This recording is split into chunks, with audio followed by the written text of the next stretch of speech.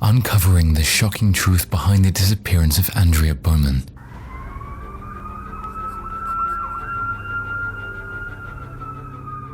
A story of deceit, manipulation, and heartbreaking loss. A mystery that had remained unsolved for decades until now. In this video, we'll be taking a closer look at the events that led to Andrea's tragic end and how justice was finally served. Alexis Miranda Badger was Andrea Bowman's birth name. She was born in New Orleans, Louisiana, on June 23, 1974. Her biological mother, Kathy Turkanian, had placed her for adoption when she was 9 months old. She remained in foster care for months before being adopted at the age of 21 months. Dennis and Brenda Bowman, her adoptive parents, renamed her Andrea. When Andrea informed her teacher she was afraid to go home in 1988, several of the teachers at her school got worried, naturally. Dennis Bowman, her adoptive father, had been abusing her, she informed them. The school alerted the police, who interrogated her. A social worker returned Andrea Bowman to her house, where she confronted Dennis and his wife about the abuse allegations. They both denied this, claiming that Andrea was lying and behaving out since she had lately found out she'd been adopted as a baby. The Bowmans relocated to a trailer in rural Allegan County not long after the claims were made.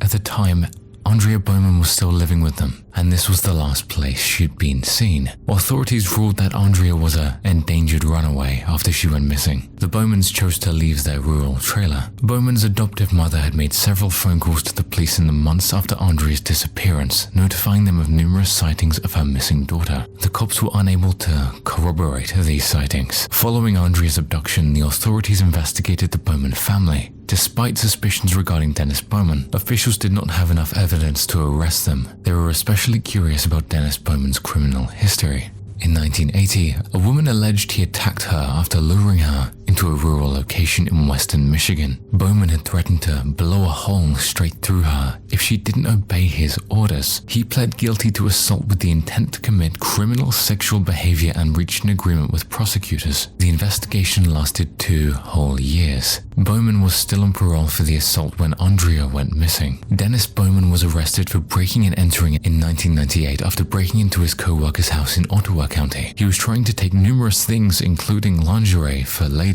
Dennis Bowman read a letter to the court during his sentence that included Andrea Bowman. He said, "I am the father of 2 gorgeous girls, one 25, the other 11, and believe that being a parent is one of the most essential and sobering tasks a person can do." Andrea Bowman's case has gotten a lot of national attention throughout the years. Stories about the missing youngster appeared in the CBS News magazine, Inside Edition, and her tale was shown on Oxygen, a program dedicated to real crime. Andrea's image has been included in the Soul Asylum music video for Runaway Train. The song video, which was released in June 1993, included photographs of missing teenagers, some of whom were eventually discovered dead, including Andrea Bowman. A young adolescent girl's corpse was recovered in a Wisconsin field on July 21, 1999. The investigators first suspected that the little girl was Andrea Bowman due to a strong similarity between the victim and Andrea. Using a DNA sample from her birth mother, Kathy, and DNA profiling, they were able to confirm that Andrea was not the girl in the cornfield. Peggy Johnson, a 23-year-old woman, was eventually identified as the girl in the cornfield.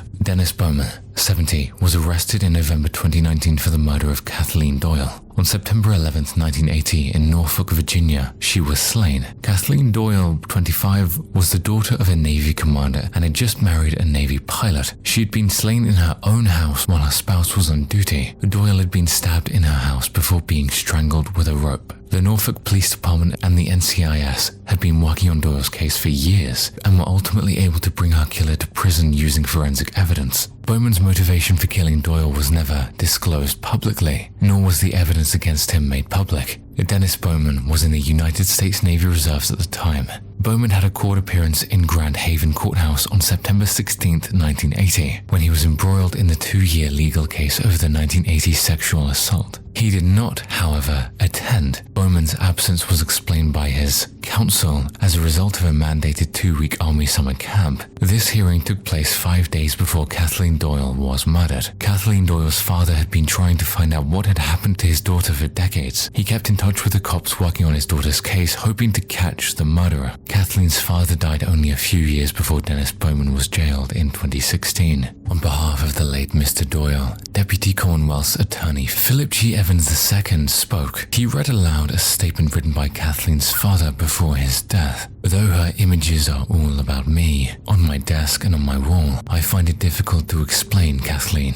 My descriptive abilities are absolutely insufficient to convey all of her unique characteristics. When Bowman was detained at his remote house in November 2019, officials began digging on the property with the help of a state police bomb squad robot and Western Michigan's University's Forensic Anthropology Response Unit. Dennis Bowman was extradited to Virginia for the Doyle murder in February 2020. While he was still imprisoned, awaiting Kathleen Doyle's murder trial, he told police he had slain his adopted daughter, Andrea. Bowman confessed to Andrea's murder in the hope that it would keep him out of jail in Virginia, where he was facing charges for the 1980 death of Kathleen Doyle. After being sent back to Virginia to answer the charges, Bowman would go to Michigan to face a murder trial. A few days following his confession, officials got information on Andrea Bowman's whereabouts. Her skeleton was discovered lying under a cement slab. Her bones were discovered in Dennis Bowman's property near the 3200 block of 136th Avenue in Monterey Township. The investigators warned that positively identifying the remains might take many weeks. DNA samples were extracted from the skeletal bones and proved that they belonged to Andrea Bowman. Kathy Takanian, Andrea Bowman's biological mother, was first told of her daughter's absence in 2010. I assume there are answers. Someone knows something, she said of her daughter's situation. She didn't suddenly vanish off the face of the world, and that someone is most likely the person arrested today. I believe they will have some sway over him. Dennis Bowman was charged with Andrea Bowman's murder on May 15, 2020. While he was still in Virginia, Bowman pled guilty to Kathleen Doyle's murder and was sentenced to 2 life terms. Bowman pled no guilty to second-degree murder on December 22, 2021 for the death of Andrea Bowman. He was sentenced to an additional 35 to 50 years in jail.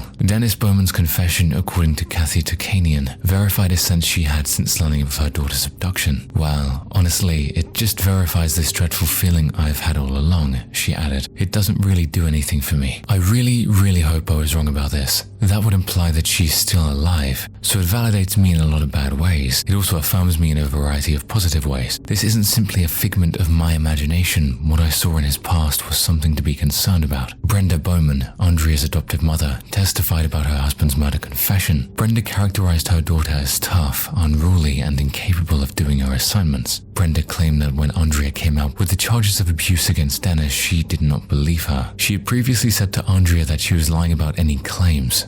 She thought her kid was behaving out because she had found out she was adopted. Brenda had been at work on the day Andrea vanished, and Dennis Bowman was meant to be visiting relatives. Andrea had been at home by herself, concentrating on her studies. Dennis alleged that when he returned, he learned that Andrea had taken money and fled the house. Brenda informed the court that she only found out what had happened to her adopted daughter in 2019, when Dennis Bowman was arrested for Kathleen Doyle's murder.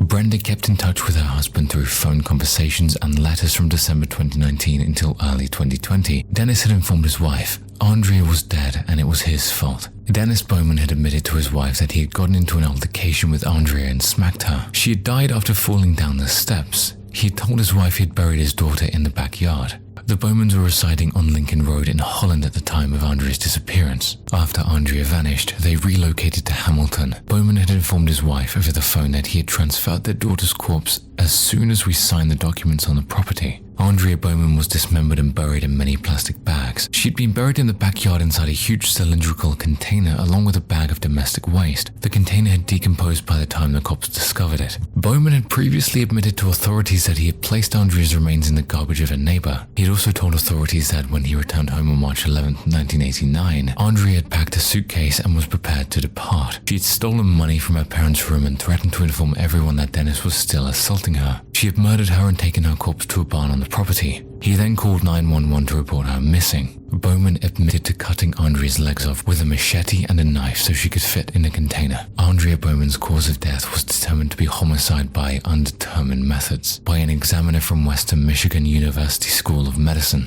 Dennis Bowman was first charged with open murder, felony murder, bodily mutilation, and first-degree child abuse. Thank you for joining us on this journey into the tragic case of Andrea Bowman. While justice has been served, the loss of a young life is always a somber reminder of the importance of safety and vigilance in our communities. We hope that this video has shed some light on the details and facts surrounding Andrea's disappearance and serves as a tribute to her tragic memory.